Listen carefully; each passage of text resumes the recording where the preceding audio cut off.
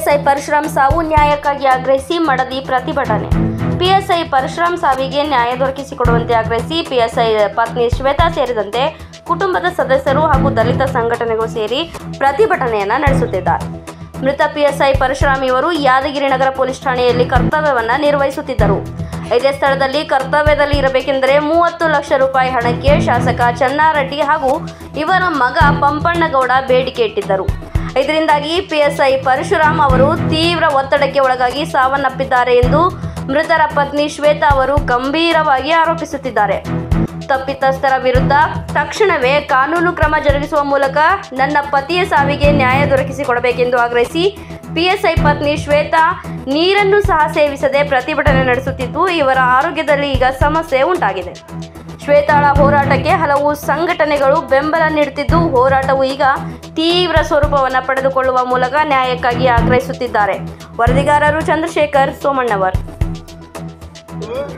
ಖಾಸಗಿ ಆಸ್ಪತ್ರೆಗೂ ಜೀವ ಇರಬಹುದು ಅಂತೇಳಿ ವೈದ್ಯರು ತೋರಿಸಿದಾಗ ಆ ಖಾಸಗಿ ಆಸ್ಪತ್ರೆ ವೈದ್ಯರು ನಮ್ಮ ಆಗ್ರೆ ಸರ್ ಆ ಕುನ್ನೂರು ಚೆನ್ನಾರೆಡ್ಡಿ ಮತ್ತು ಅವರ ಮಗ ಸಂದೀಪ್ ಪಾಟೀಲ್ ಮೇಲೆ ಇಬ್ಬರ ಮೇಲೆ ಕ್ರಿಮಿನಲ್ ಕೇಸ್ ಆಗಬೇಕು.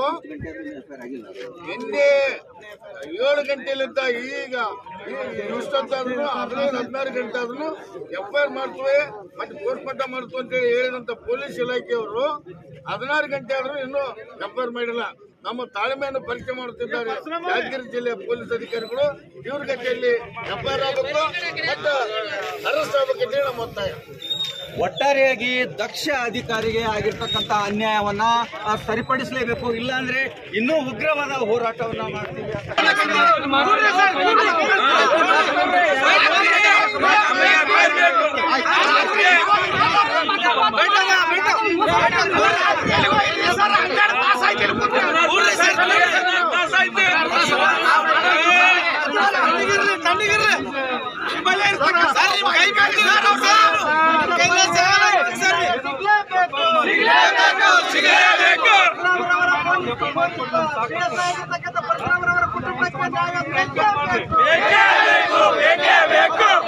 ಪೊಲೀಸ್ ಅಧಿಕಾರಿಯವರಿಗೆ ನ್ಯಾಯ ಕೊಡಲೇಬೇಕು.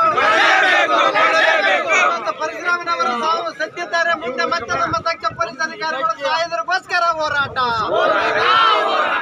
ಪರಶುರಾಮನವರು ಸತ್ತಿದ್ದಾರೆ, ಮತ್ತೆ ಒಬ್ಬ ನಿಷ್ಠಾವಂತ ಅಧಿಕಾರಿ ಸಾಯಲ್ಲ. ನಂಬಿಸಿ ದೋಖ ಮಾಡಿದ ಪೊಲೀಸ್ ಡಿಪಾರ್ಟ್ಮೆಂಟ್ಗೆ,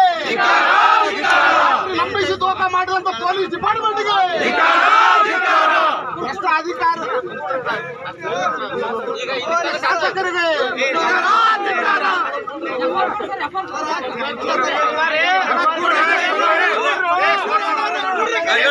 ಬೇರೆ ಕಡೆ ವರ್ಗಾವಣೆ ಮಾಡಿಕೊಂಡು ಅಂತೇಳಿ ಮುಗ್ಧ PSI ಯುವಕ PSI ಪರಶುರಾಮ್ ಅವರು ಹೇಳಿದಾಗ ಆ ಜಾಗಕ್ಕೆ ಮತ್ತೊಬ್ಬರನ್ನು ನೇಮಿಸಿದ ಚೆನ್ನಾರೆಡ್ಡಿ ಅವರು, ಕುನ್ನೂರು ಚೆನ್ನಾರೆಡ್ಡಿ ಅವರು ದುಡ್ಡು.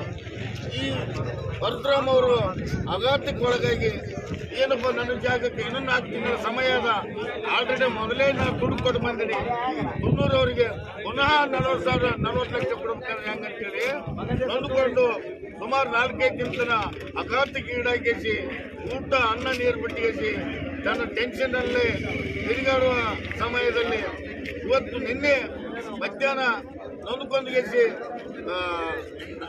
ಹಾರ್ಟ್ ಆಗಿ ಮೃತಪಟ್ಟಾಗ ಕುಟುಂಬದ ಸದಸ್ಯರವರು ಖಾಸಗಿ ಆಸ್ಪತ್ರೆಗೂ ಜೀವ ಪರಶುರಾಮ್ ಸರ್ ಸಲಗ ನಾವು ಹೋರಾಟ ಮಾಡ್ತೀವಿ. ಅವ್ರು ಒಬ್ಬ ಒಳ್ಳೆ ದಕ್ಷ ಅಧಿಕಾರಿ, ಅವ್ರ ಸಲಗ ನಾವು ಹೋರಾಟ ಮಾಡ್ತೀವಿ. ಭಾಷಾಣ್ಣನ್ ಕರೀರಿ, ಭಾಷಾಣ್ಣನ್ ಕರೀರಿ. ಕೆಲಸ ಮಾಡಿದಾರೆ ಅವ್ರು. ಎಲ್ಲ ಸ್ಟಾಪ್ ಒಳಕತ್ತಾರಮ್ಮ. ನಿಮ್ ಸರ್ ಹೇಳಿ,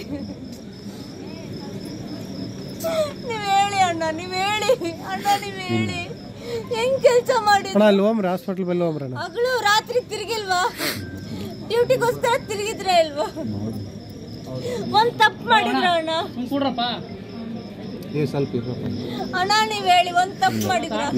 ಯಾಕೆ ತೆಗೆದ್ರು? ಮತ್ತೆ ಹೈರಾಣ ಆಗ್ತಾರ ಅವ್ರು, ಯಾಕೆ ತೆಗೆದ್ರು ಅಣ್ಣ? ಕೇಳಿ ಅಣ್ಣ, ನೀವ್ ಕೇಳಿ ಅಣ್ಣ, ಯಾಕೆ ತೆಗೆದ್ರು ಕೇಳಿ. ದುಡ್ಡು ತಿಂತಾರೆ ಅಣ್ಣ ಇವರು. ನಾಳೆ ಯಾದಗಿರಿ ಬಂದ್ ಮೇಡಮ್ ನೀವು ನೋಡ್ತಿದ್ರಲ್ಲ ವರುಣ್ ಹೆಂಗ್ ಮಾಡ್ಕೊಡ್ತಿದ್ದ, ಪಪ್ಪ ಪಪ್ಪ ಅಂತ ಓಡಿ ಬರ್ತಿದ್ಲು. ನನ್ ವರುಣ್ ಏನ್ ಹೇಳಿ ಈಗ, ನನ್ ವರುಣ್ ಏನ್ ಹೇಳಿ ಹೇಳಿ ಅಣ್ಣ ನೀವು. ಸಮಾಧಾನ ಮಾಡಿ ಎಂತಾಗುತ್ತೆ ಸರ್, ನೀವು ಇಮ್ಯಾಜಿನ್ ಮಾಡ್ಕೊಳ್ಳಿ. ನೀವಿಲ್ಲ ಅಂದ್ರೆ ನಿಮ್ ಫ್ಯಾಮಿಲಿ ಹೆಂಗ? ಅದು ಅನ್ಎಕ್ಸ್ಪೆಕ್ಟೆಡ್, ನಾವು ಯೋಚನೆ ಮಾಡಕ್ಕಾಗಲ್ಲ. ನಿಮ್ಗೆ ಸ್ಟೇಜ್ ಬಂದಿದೆ, ಅವ್ರ ಏಜ್ ನನ್ನ ಏಜ್